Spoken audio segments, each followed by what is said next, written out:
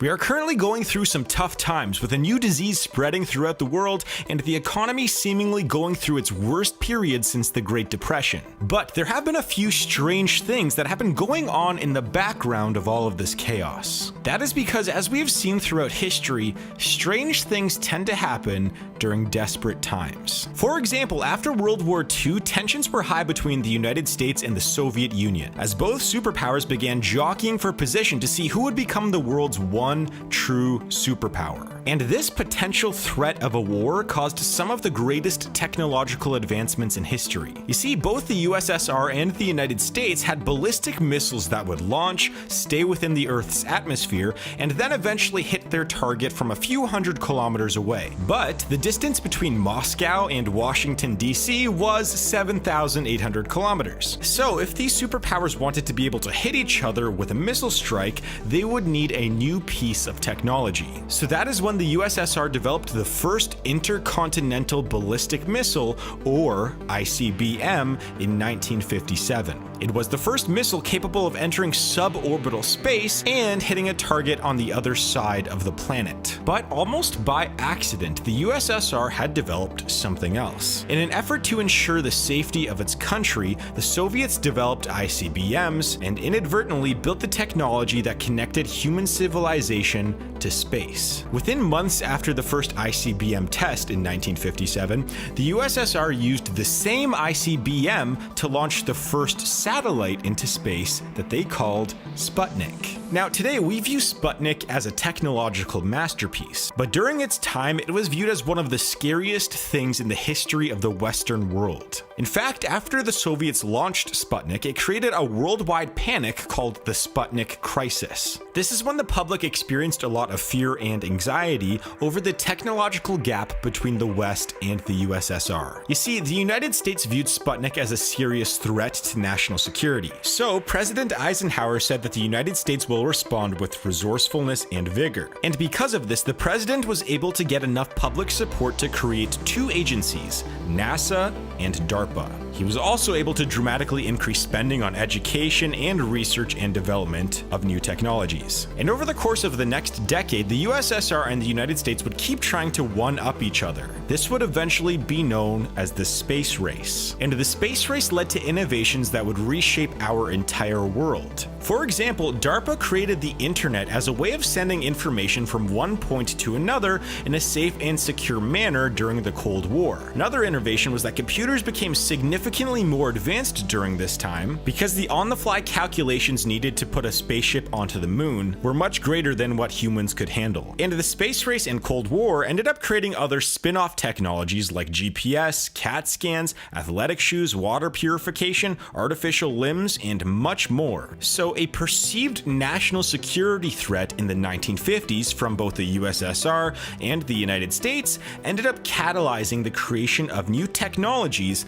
that would create a better world for the future. And that might be one of the things that we are seeing today, even though it might be happening in the background. For example, vaccines normally take about 4 years to develop from the time that scientists start experimenting with new vaccine ideas to the time where the vaccine is actually approved for the public use. But this time it seems to be a little bit different. The entire world views this new virus as a serious threat, just like how most people in the world felt during the Cold War. So because of this, more funding and public support is now going towards biotechnology research in hopes of neutralizing this new threat. And here's what we are seeing so far. Well, throughout history, vaccines have worked by injecting weakened or killed versions of a virus into the person getting the vaccine. But that process takes a long time, and it was just going to take too long this time around. So, around the world, researchers have begun experimenting with new ways to create vaccines that might be 5, 10, or even 20 times faster than they have ever been before. One of these methods that has shown promise is RNA vaccination. It works by injecting RNA into the cells in your body, which will then produce proteins that are identical to the pathogen that you want to protect yourself from. And even though there have been no RNA vaccines approved for medical use yet, we might see the approval of a vaccine occur over the next several months rather than the next several years. And that got me thinking that this new vaccine technology might be something we look back on in a few decades and view it as an amazing thing that came out of this global threat. Another piece of technology that has emerged during this pandemic is that of medical AI. You see, the Canadian company Blue Dot actually identified that there was a cluster of unusual pneumonia cases happening in China 9 days before it was identified by the World Health Organization. This means that for the first time in human history, an AI was able to spot an outbreak of a disease before humans even knew about it. And if AI systems like this keep advancing, we might be able to spot patient zero of a new disease almost immediately and prevent future outbreaks from ever occurring. And AI has also begun to play a role in diagnosing new patients at near lightning speed. Alibaba claims that its AI diagnostic system has been able to accurately detect viruses using chest scans with 90% or more accuracy. And this diagnosis only takes the system roughly 15 seconds to complete. Meanwhile, on average, it takes about 15 minutes for a human to make the same diagnosis. So right now, it is possible that we are witnessing AI take its first big leap into biotechnology on a global scale. But there is also something else that is a little strange that I see going on. Has anyone else noticed how much geopolitical tensions have lowered recently? I mean, if you were told at this time last year that China would be trying to lead global humanitarian efforts, and that the United States would be assisting North Korea and Iran in any sort of fashion, you would have probably thought the world was ending. But this is what happens when even longtime adversaries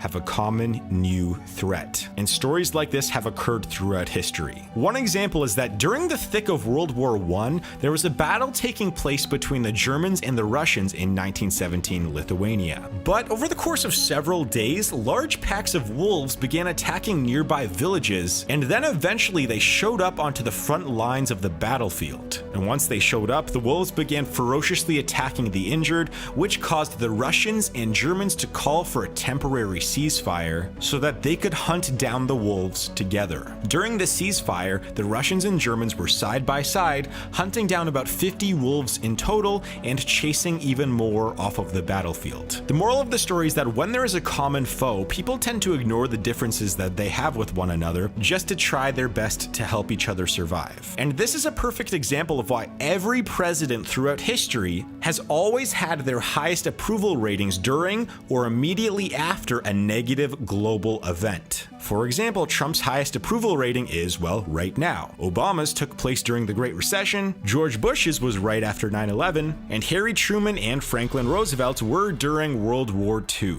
The point that I'm trying to make here is that during times of crisis, people tend to come together. I mean, right now, we are seeing Republicans and Democrats work together to create a $2 trillion stimulus package that is centered around universal basic income and doesn't raise any taxes. Both sides would have thought that this was crazy just 8 weeks ago, but now everyone has put their differences aside in order to try to help out the American people, even if it is only a temporary agreement. You see, sometimes good things can come out of bad times. Even if it is really tough to see right now, we might look back on this period of time in, well, 30 years or so as a time where the world came together, innovated, and solved the crisis together. And if you enjoyed this video, please check out my documentaries playlist on my channel where I have a bunch of other videos just like this. And please hit the subscribe button and leave a like if you did like this video. I've just been very overwhelmed with the amount of support and growth that this channel has had over the last few weeks. I mean, there's 50,000 of you that have subscribed in just the last 14 days or so, which is crazy. So thank you very much for watching. Click on my next video and I will see you guys in a few seconds.